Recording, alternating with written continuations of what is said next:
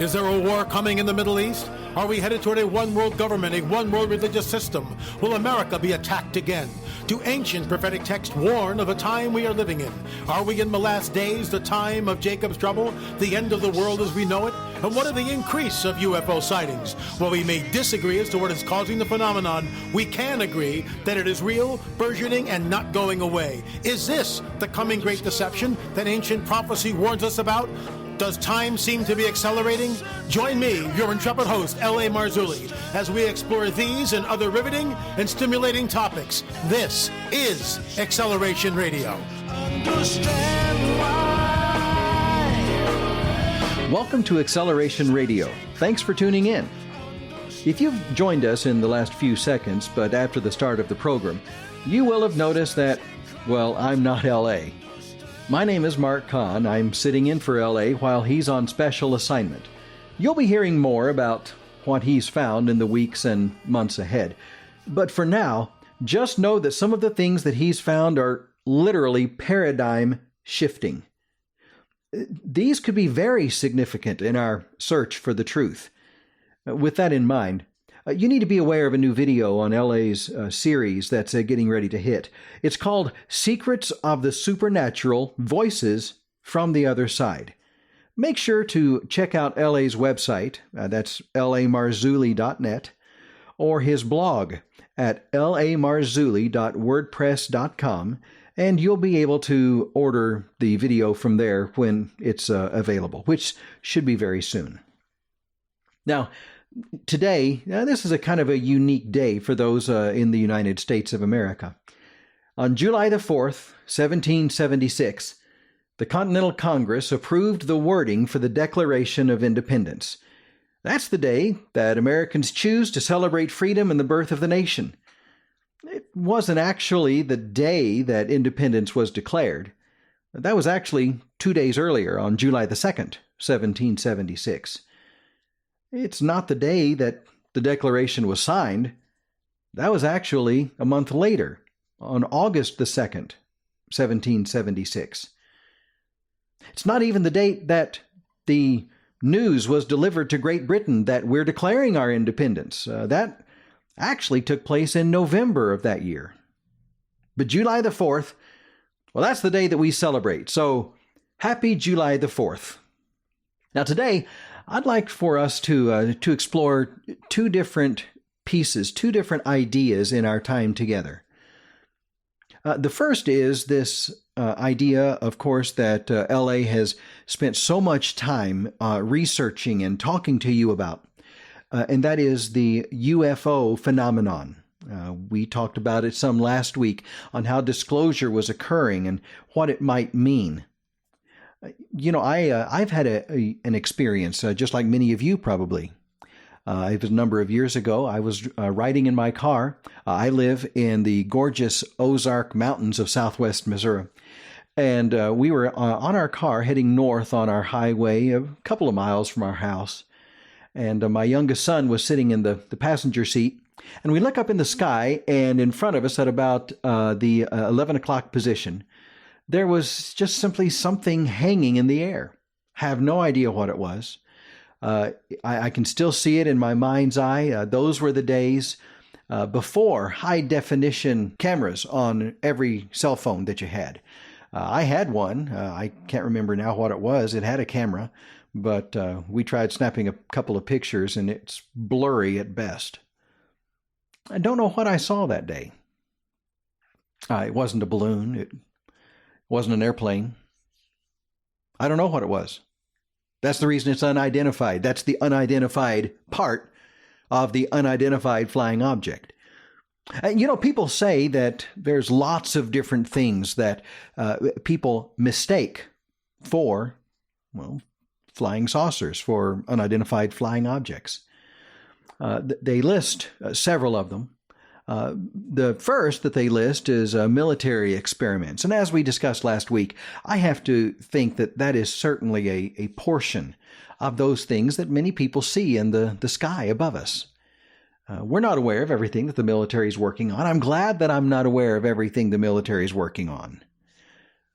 They want to kind of keep that stuff a secret. by the time that we're aware of it, it's probably already getting outdated. So I think probably some of them are military experiments. And then some of the things that we're told that people mistake for unidentified flying objects are just regular airplanes.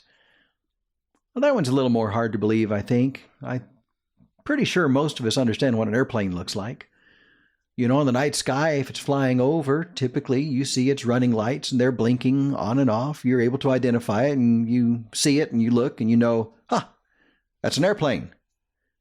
It's not difficult.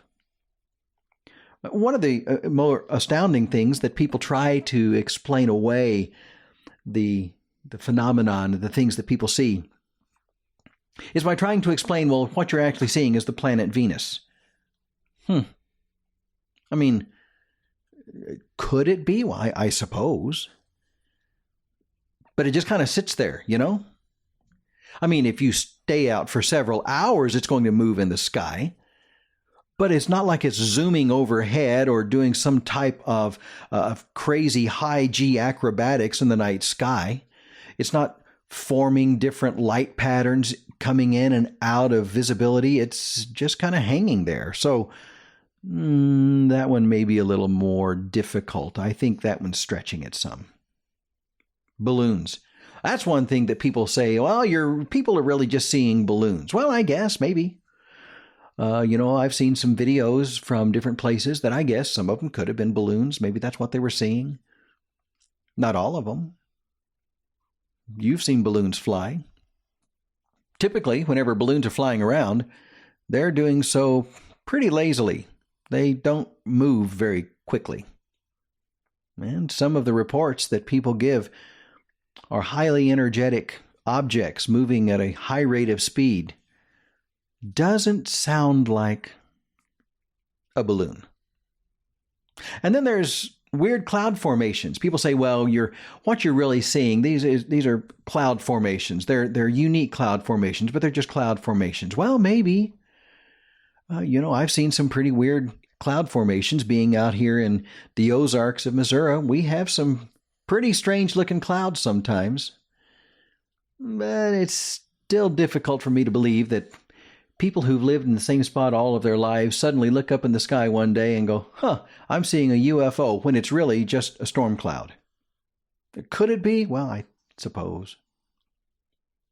Missile tests. That's another one that they say sometimes people see. You remember the one back several years ago? I think it was 08 or 09 over Norway. There was this spiral in the sky. It turns out that Russia's Defense Department said that, well, that was really a Bulava missile that had spun out of control, and that's what made it. Was it? Well, I don't know. It seems perhaps that may have been what it was. Of course, I've seen video in several other locations around the planet of similar type events. So unless Russia's testing Bulava missiles all over the world, well, it may not have been what it was. I don't know. And then lastly, they say, well, what you're really seeing sometimes is lightning.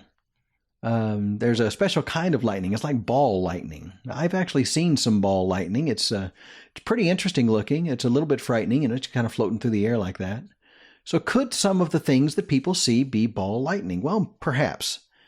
But, even with this list of things that people try to explain away what others are seeing in the sky, it doesn't explain all of it away. Of course, we're finding on television now there's former governmental or current governmental insiders, depending upon whether you are conspiratorial or not, that are talking about some of the things that the Defense Department and the United States government are aware of. History Channel has the program that's on. We talked about it a little bit last week on some of the quotes from some of the people that were on the previous episode. Could that be part of the disclosure? Well, I think that at least it's the beginning of it. And, these are highly trained observers that they're saying these people are witnessing something that's defying their attempts to explain it, and many of them are trained observers who are aware of Defense Department secrets, and They're aware of the things that we're developing, and they're saying it's not anything like that. So it's interesting. What's taking place in the sky? Now, there's an interesting report that's just come out. This report, it's a compilation of it's on Fox News. It's a compilation of the National UFO Reporting Center, and they used U.S. Census data, and they have identified the 5 states that you have a greater likelihood of observing a UFO, and they've identified the 5 states where you have the least likelihood of being able to observe a UFO. And these statistics are put together based on a per 100,000 people percentage basis. So in other words, it doesn't matter if one particular state is more populated than another state. They're taking this, and it's the total number of sightings, and they're grouping these based on the per 100,000 people in that particular state. Now, it'd be logical to assume that the states with the largest populations would be those who would experience the highest percentage per 100,000 people of sightings, except that's not the case. Texas is the second most populated state, but it had the lowest percentage of sightings in the nation. I find that intriguing. What's driving these sightings, the 5 states that have the most and the 5 states that have the least, based on their populations? Now, this report, again, from Fox News, it tries to explain away the idea of these states having the fewest sightings by trying to say, well, it's simply the size of the state. It's a bigger state. And so since the state is so much larger than others, then there would be fewer people, perhaps, who would be observing UFOs in that location.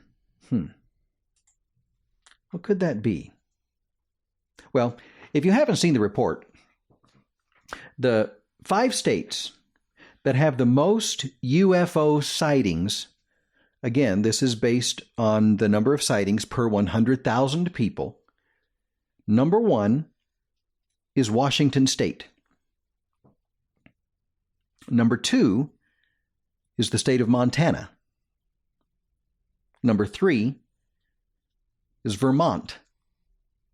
Number 4 is Alaska.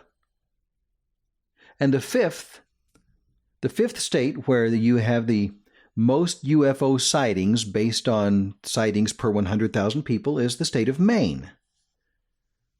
It's interesting because you see 2 of the 4 largest states are in the ones with the most sightings. Interesting, huh? Well, how about the least? Well, where are the states that have the fewest number of sightings per 100,000 people? Well, the number 1, the one that has the least total number of sightings per 100,000 people, is the state of Texas. Number 2 is Louisiana. Number 3 is Georgia. Number 4, Mississippi. And number 5, Alabama. Now, I find this very interesting because first, all of those with the fewest number of UFO sightings per 100,000 people are all in the deep south of the United States: Texas, Louisiana, Georgia, Mississippi, and Alabama. While the 5 states that are in those that have the most UFO sightings per 100,000 people are geographically very scattered. Washington State, Montana, then go all the way across the country to New England and Vermont, and then all the way back across up to the extreme northwest in Alaska, and then all the way back across again into New England and the state of Maine. Very interesting. And again, the Fox News article makes the implication that the problem that we're seeing here is based on the square miles, and those that have the fewest number of sightings are actually these huge states. And so, of course, the number of sightings are going to be diminished. They're going to be lower because of the square miles that are in that particular state. Is that true? Well, wonderful thing about the internet, little tidbit facts like that are really easy to look up. So I did.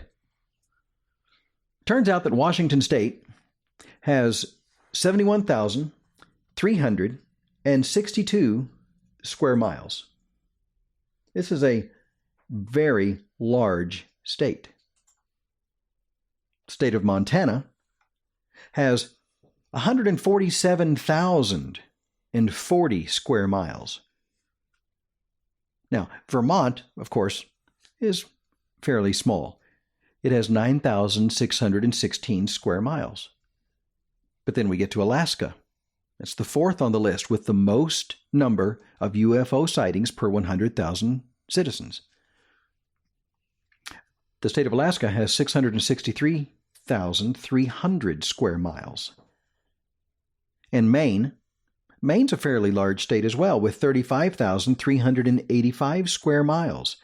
So these 5 states combined have 926,703 square miles, or an average of 185,341 square miles. Well, let's compare those to the states with the fewest number of UFO sightings per 100,000 people. The state of Texas, of course, is the second largest geographic state after Alaska. It has 268,597 square miles. Louisiana has 52,378 square miles. Georgia, 59,425 square miles. Mississippi, 48,430 square miles. Alabama, 52,419 square miles. So here's what's interesting. Alaska is in the column with the most UFO sightings per 100,000 people. But then Texas, the second largest geographic, is number 1 in the least number of UFO sightings per 100,000 people. But then you have Montana, which is 4th in square miles in the United States. Now, the total number of square miles represented in those states with the least number of sightings per 100,000 people is 481,249 square miles, or an average of 96,250 square miles. So right at half the total land mass of those with the most. And so while I appreciate that Fox News tries to come up with some way to explain away this disparity, why do we have some states that are seeing so many more UFOs per 100,000 people than other states, and trying to use a geographic reference to explain it away, I can appreciate that. But as I began to ponder that issue, I began to look for commonalities. So what do Washington and Montana and Vermont and Alaska and Maine, those 5 states that have the most UFO sightings per 100,000 people, what do they have in common? And the opposite, what do Texas, Louisiana, Georgia, Mississippi, and Alabama have in common?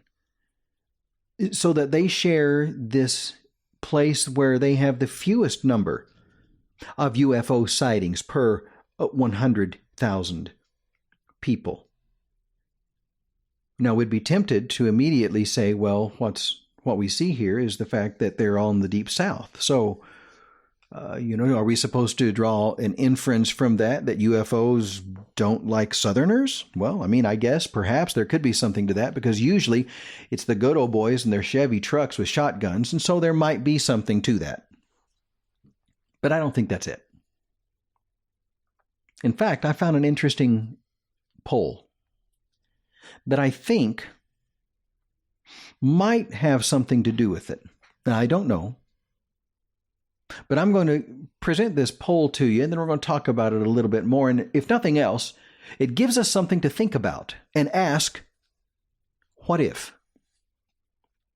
In 2014, Pew Research conducted a poll, and the poll was based on religion. And they asked people to state whether they considered themselves, and so this is a self-identifying poll, if they considered themselves to have religion to be very important or somewhat important to them. Whenever we take a look at the results of their poll, we discover that the comparison with the research done on the sightings of the UFOs per 100,000 people, well, it's interesting. You see, those with the fewest UFO sightings are among those states which report the highest percentage of people, up to 90%, which state that religion is either very important or somewhat important to them. And what's astounding is that the opposite is also true. Those states with the most UFO sightings per 100,000 people are among those states with the lowest percentage of people, as low as 57%, which state that religion is either very important or somewhat important to them. You see, the stereotype is that those who tend to be more religious are perhaps less educated, less well-informed, perhaps more gullible than those who tend to be less religious. That's the stereotype that our media tries to drive throughout our culture. Well, following that line of logic, it would seem to me that those people who are more religious would perhaps be those who would report that they had seen something inexplicable in the sky. If the stereotype is true and the religious tend to be less educated or less well-informed or perhaps more gullible, it would seem that those would be the ones that would be reporting it. In fact, whenever we see a movie or a depiction on television that tries to show someone being abducted, typically it's some guy with a hillbilly accent wearing an untucked flannel shirt and droopy jeans, getting out of an old rusted out pickup truck and speaking with a really bad Southern accent. But what's interesting is that whenever we compare the Pew Research poll with those states that have the most and the fewest UFO sightings per 100,000 people, we find the exact opposite of what that stereotype would tend to assume. Those who self-identify as being less religious are the ones who are reportedly seeing more inexplicable things in the sky than those who self-identify as being more religious. So, what difference does that make? What are we seeing? What kind of inferences can we draw from this comparison? Well, could it be that it has nothing to do with the education level or the sophistication?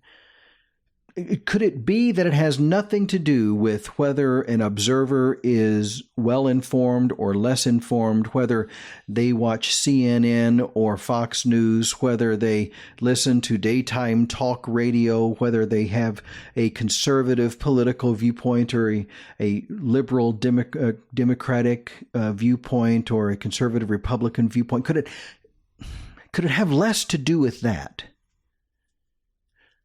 And could it be that those areas that have a stronger religious, spiritual base actually experience fewer UFO visits? And could it be that those states who identify as less religious, less spiritual, are the ones that are having a greater incident of UFOs? Could it be that it's not the sightings, but the actual number of UFOs that are appearing in the skies above these states? Could it be that those states that are more spiritual and that identify as more religious, could it be that there is something about that environment, that their belief system, their spirituality, is actually forming some type of a shield, a barrier against the UFO incursions into their area? And those who are less spiritual and less religious, could it be that because of their lack of faith and their lack of spirituality and their lack of religious participation is actually permitting these UFOs to visit unhindered in the skies above them? Something to ponder. We're going to take a small break. We'll be back in just a moment.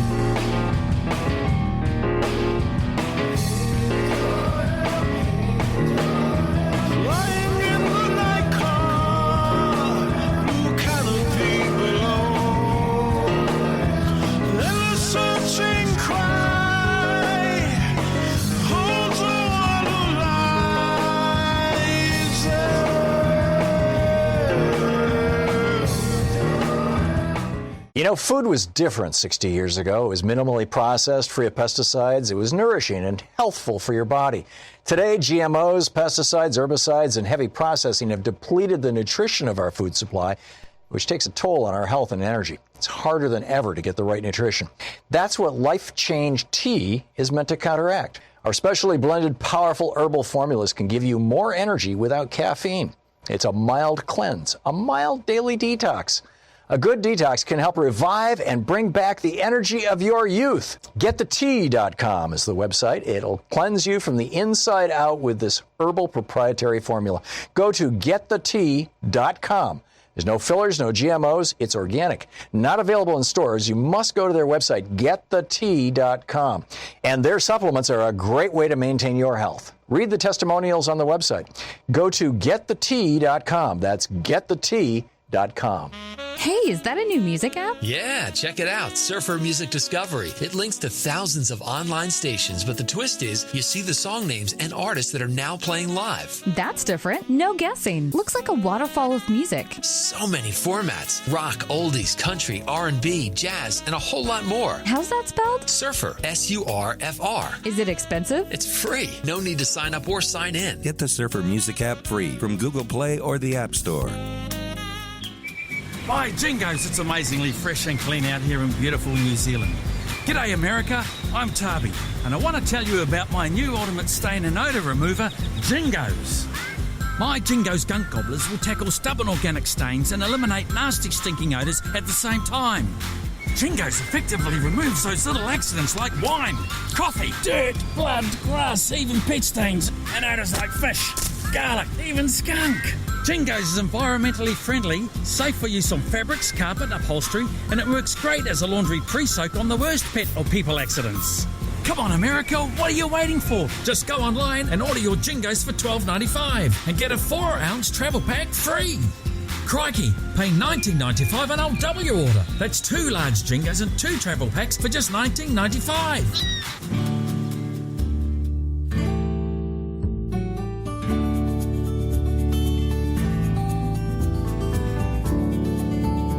For the thousands of wounded warriors returning from battle, Wounded Warrior Project has developed the Warriors to Work program, a career counseling service that helps wounded warriors translate their military experience to a civilian job. The These extraordinary men and women bring more than just teamwork and inspiration to the workplace.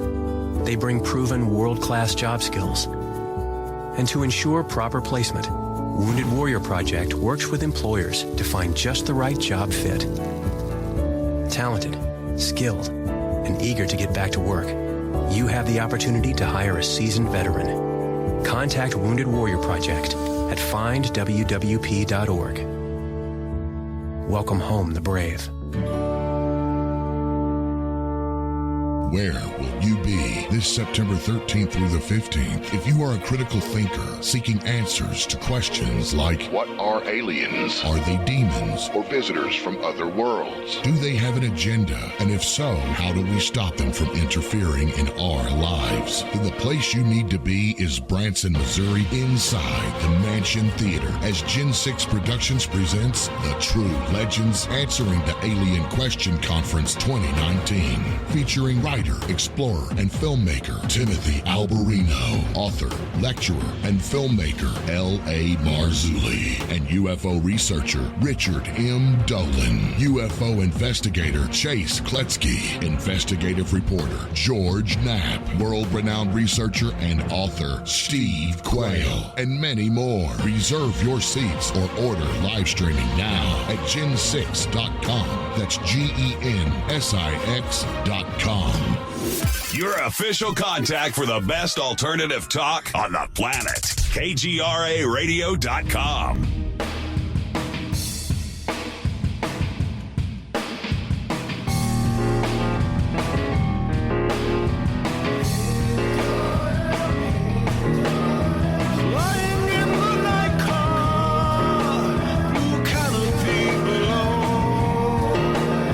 Welcome back. As we were discussing just before the break, there seems to be some connection, or at least the possibility of a connection, between spirituality and the prevalence of UFO sightings. There seems to be the possibility of a connection between those individuals who identify as being very religious and having spiritual things be very important to them, and the prevalence of UFO sightings in those states being lower than in other states where people self-identify as being people of lower spiritual interest. What is that connection? Why is this? Now, as we surmised earlier, just before the break, could it be that those who identify as more spiritual, more religious, having a greater interest in spiritual things and biblical things, could it be that somehow that they are actually posing some sort of barrier to the appearance or operation of some of these UFOs? Now, those craft that actually have a military basis, it's some type of a highly advanced military aircraft, or those incidents where it's a mistaken identification with a mundane explanation. Obviously, those would continue to operate unhindered. But what explains the disparity in those states who report a higher incidence of UFO sightings per 100,000 people with those states that have a lower incident per 100,000 people? And as we noted, it's not their physical size, since the states that have a higher incidence actually occupy some of the largest states in landmass. But they also are among those with the lowest self-identified people with spiritual and religious interests. Why would there be that connection? If many of these UFOs are actually supernatural, spiritual in nature, if they're occupied by beings, good or evil, who respond to the spiritual, it could be that component that's making a difference here. Now, there's no doubt that something's going on. You're listening to this program. Obviously, you don't have to be convinced that there is something that needs to be explained. Something's happening in the skies above us. The U.S.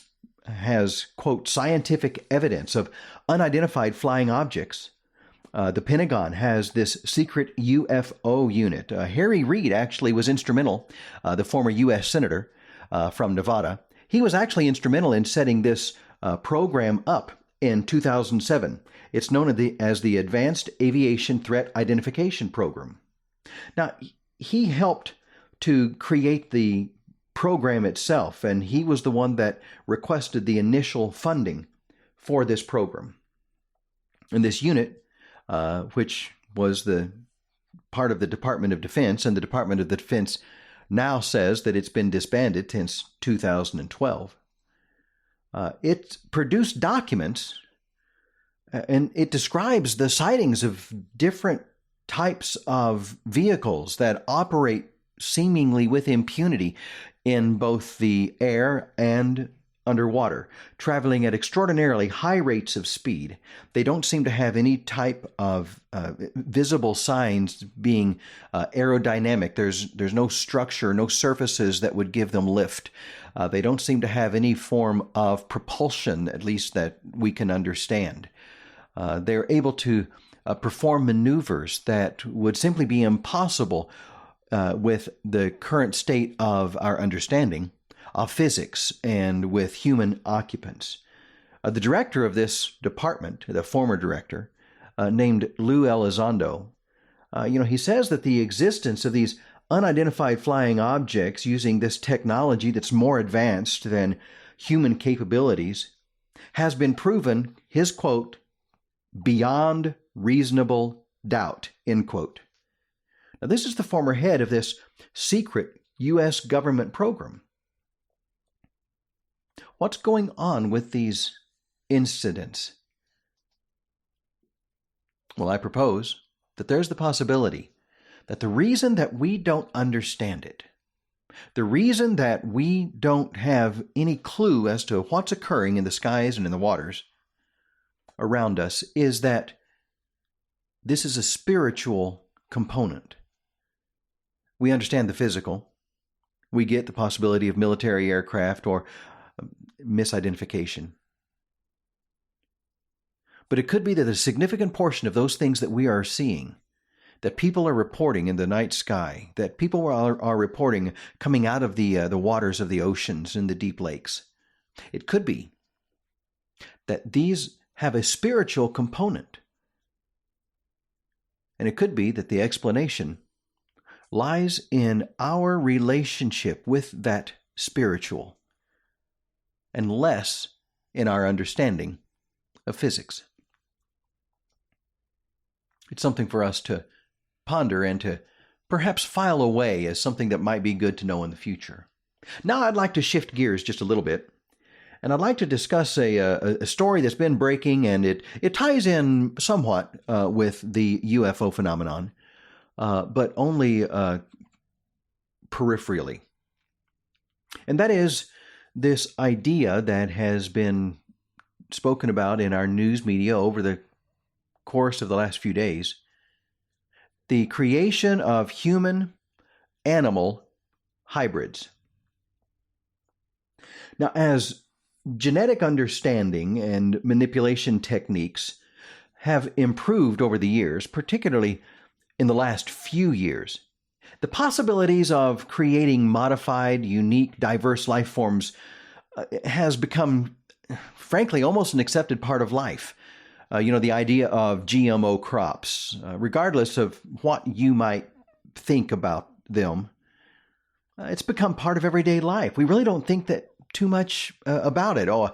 We turn over to the back of the labeling on the food that we eat to see if perhaps it contains GMO crops, and if you're like me, I try to avoid as many of those as possible, but it's getting to the point now that you don't know whether you're eating a GMO crop or not because the labeling rules don't require them to be listed any longer.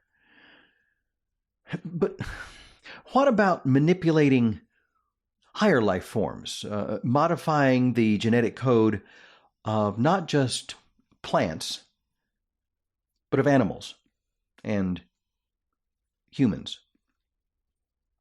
In 2010, there's a story that comes right out of the nightmare section. In 2010, scientists created a goat spider hybrid. Now, I don't know about you, but just that thought gives me heebie-jeebies. And before we go running off imagining a spider the size of a goat or a goat wandering around with 8 legs, it's a little less sensational than that, but I don't know that it's any less frightening in the implications. You see, they modified the genetic structure of the goat and inserted into the goat embryo the genetic code for the protein that's found in spider webs, which make them stronger and increase their elasticity. You know, if you've ever been wandering around the house or maybe in a closet that you don't go into very often, or if you've been walking through the woods or you're mowing your grass and suddenly, you feel this stringy thing come across your forehead or down your back, and you know that it's a spider web, and you hop off the mower and you're doing the hokey pokey in the middle of your yard trying to get the spider web off. It's because it's sticky and it's a very elastic. It sticks to us. Well, they took that protein and they put it into the goat, and so the goat's milk actually contained the protein that's found in spider webs. Now, that's frightening. A few years later, in 2013, we found the story that rabbits had been genetically altered. They had jellyfish DNA been inserted in them, so they actually glowed in the dark. Now, I've shared with you before that I'm in southwest Missouri. There are a lot of hunters around here, and so I guess the first part of me thinks, that may kind of make rabbit hunting a little bit easier. But then you stop and think about what's actually occurring, and the fact that they've modified a rabbit genetically. They've inserted the genetic code from jellyfish that causes them to glow. And they've inserted that into the rabbit genetic code so that now this rabbit is actually part jellyfish. That's frightening. A few years later, in 2017, scientists in the United States revealed that they had created human pig chimera embryos. Now think about that for just a moment. Now the reason they did this is they're trying to develop human organs inside of pigs. For whatever reason, it seems like the biology of pigs and humans is similar. I certainly have run across some folks that act like pigs. I haven't really come across too many pigs that act like people. But the biology of these animals is similar to that found in humans. And so the attempt was to be able to figure out, can we begin the process of actually growing human organs inside of pigs? Now, we're not talking about human organs that have been transplanted into pigs to see if they can grow. We're not talking about taking pig organs and transplanting them into humans. Instead, the human DNA was inserted into the pig embryo so that it would grow a human organ inside of the pig. Now, here's what's interesting. These embryos, as they began to develop, were viable. They weren't allowed to grow beyond 3 or 4 weeks. But they were viable. The only reason that these embryos, these human-pig hybrids, these chimeras, stopped growing, stopped developing, was because they were destroyed. It raised too many ethical and moral questions, including the remote possibility that these human cells that were meant to create a new organ, a liver or kidney or pancreas or whatever it was, would somehow find its way to the animal's brain And of course, that raises a significant question. Could this pig-human chimera develop a human awareness, a consciousness? Well, let's jump forward in time. In April of this year, Chinese scientists revealed that they had done exactly that, but they weren't using pigs. Instead, they were using monkeys. And these Chinese scientists gave monkeys human brain genes. Now, the monkeys didn't grow bigger brains, but it's been revealed that the monkeys' short-term memory increased significantly, and they had faster reaction times whenever they were compared with a control group that had not received these human brain genes. Now, their brains may not be bigger than normal, but they began to exhibit changes, cognitive changes, differences in cognitive ability, which of course suggests that they be smarter. My first thought is, have they not watched Planet of the Apes? This ends badly. But then I think about the moral and the ethical implications. You know, in the wake of the modified baby scandal from China, these Chinese scientists from April have begun drawing new criticism and condemnation from philosophers and ethicists because of this change in monkeys containing human brain cells. Now, I'll jump forward to just a few days ago. And a few days ago, July the 2nd, we learned that there are Alzheimer's researchers that are actually proposing the intentional creation of human-monkey hybrids, human-monkey chimeras, that these animals would be modified with the express purpose of testing treatments, Alzheimer's treatments, on these monkeys. Proposing this creation of these human-monkey hybrids, part human beings, with entire portions of their brains being totally human. Now, again, we're not talking about transplants. We're not talking about taking a portion of a fully developed human brain and transplanting it into a fully developed monkey. We're talking about genetic manipulation, where human brain cells, human brain DNA, human genetics are inserted into an already existing monkey embryo with the express purpose of creating at least portions of this monkey brain that would be human and that could be experimented upon. Now, that's frightening.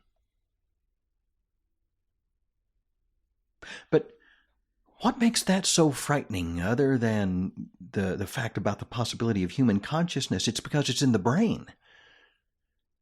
But how do we know that consciousness is actually in the brain?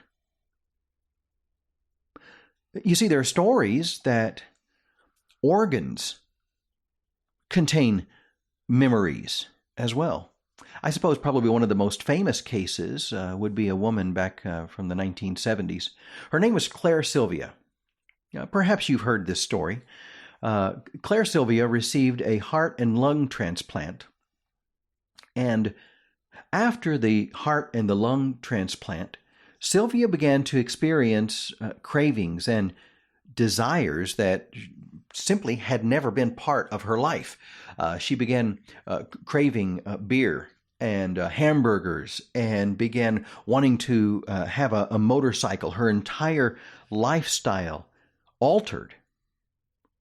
Well, after a period of time, she decided that she needed to learn more about the recipient of her heart and lung, the person who had donated the heart and the lung to her. And so she found out the family. She contacted them and discovered that the donor of her heart and lungs was an 18-year-old boy who had died in a motorcycle accident.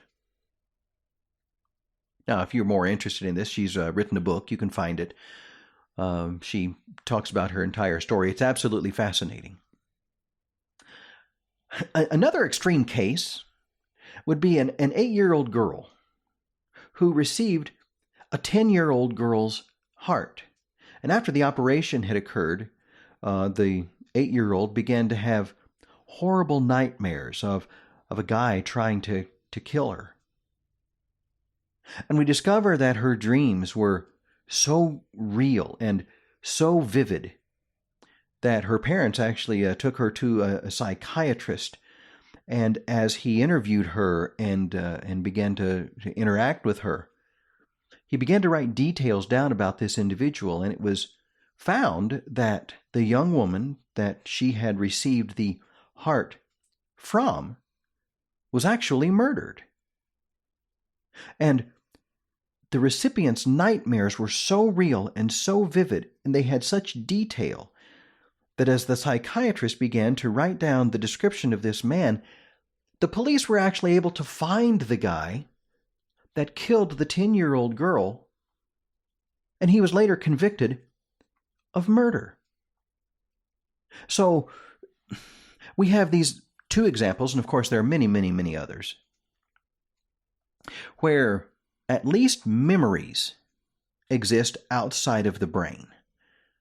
It seems that the heart, the physical blood-pumping organ, is one of the organs that, when transplanted, has the greatest possibility of relaying these dormant memories from the donor. Now, we find stories in most major religions that the consciousness exists outside of the physical somehow. But the question is, how does this meld together? I think probably most familiar, perhaps to some, certainly to me, would be the story of the prophet Samuel from the Bible. Samuel has died, and there's a king over Israel. His name's King Saul, and he needs to find some information from God. But Samuel's dead, and so he tells his advisors to find a witch. He's going to use this medium to contact Samuel. And so they find one. He goes and he tells this medium, I want you to contact Samuel. She's surprised. I won't go into much of the story, but Samuel's spirit comes up and begins interacting with Saul. Now, it's a fascinating story because he's aware of some of the things that have been taking place here on the earth, which seems to indicate that those departed spirits are aware of the things that are happening here on the earth. But what's most interesting, of course, is that you have this disembodied spirit that is fully cognitive, capable of speech, capable of thought, and is interacting with the physical in King Saul. And so these stories from other religions, and of course this one from the Bible, seem to indicate that the consciousness doesn't reside in our physical forms. And so where does that consciousness actually reside? And in keeping with that thought, in creating these hybrids, these chimeras between pigs and humans, or monkeys and humans. Now, since this human genetic material actually becomes part of the genetic makeup of this creature, it's inheritable. It becomes possible to pass this trait to future generations of this creature. When does this chimera, this hybrid, become more than an animal? At what point is this animal actually an individual? Where is the line in which this new creature may be human enough for human consciousness. And of course, one of the things that I contemplate as a pastor, is it possible for this creature, part human, part animal, to sin knowingly? And if so, at what point do they become capable of moral peril? Are they capable of salvation? At what point, at what percentage level? If the animal is 50% human, 25% human?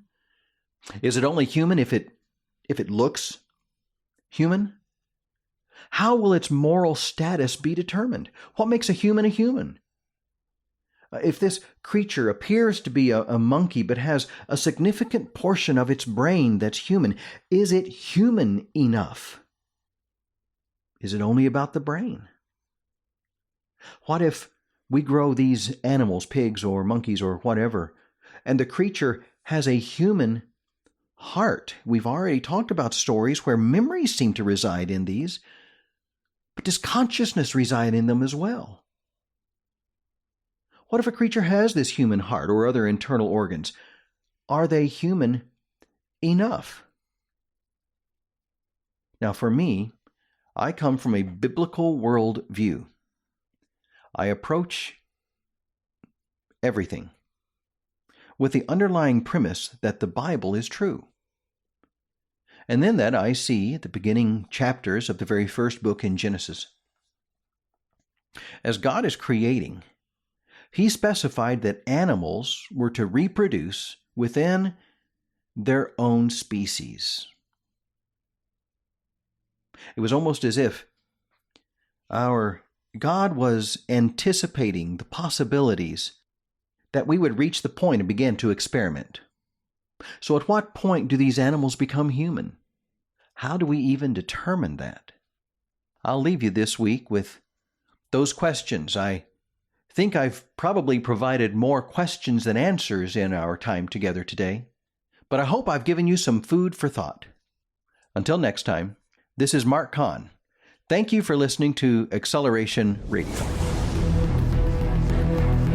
You have been listening to Acceleration Radio Live, and any rebroadcast or duplication of this program or program content without express written permission from the KGRA-DB or L.A. Marzulli himself is strictly prohibited. The Acceleration Radio Show with L.A. Marzulli, in direct cooperation with the internet website kgraradio.com. To find more on L.A., visit his website at lamarzulli.net.